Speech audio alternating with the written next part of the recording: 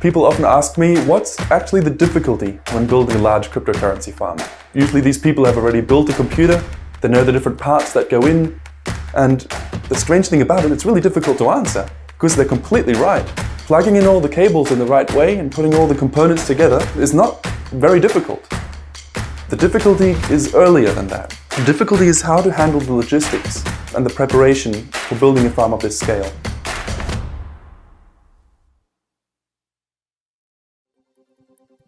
Hi, I'm Putexltd. I'm handling mining operations.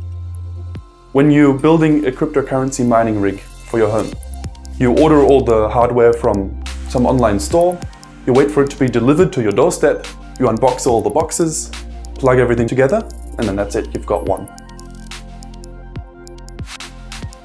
Now, when you're trying to do this in a very large scale, to build thousands of these machines, that's where things get complicated. The reason is that the usual way of just ordering stuff from online stores breaks apart at a certain scale. So if you're trying to order 10 graphics cards, they'll probably be fine. If you try to order 50, some might start saying no, and if you start ordering thousands of them, they won't even believe you. They won't even reply to your email. So you have to find a different way to source material. Obviously, we're at a large scale, so we're going straight to the manufacturers of the different hardware components. We have a lot of custom hardware.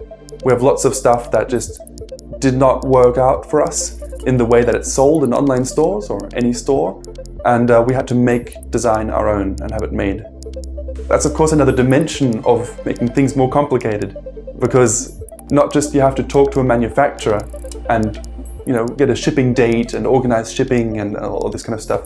You have to think about this early enough to design your product, to talk with the manufacturer to make sure he understood correctly what you want, to have him produce it, to then deal with some kind of problems which usually happen, and then deal with the logistics. So the whole time frame for the project is getting larger and larger. The amount of communication needed for the project is getting bigger and bigger.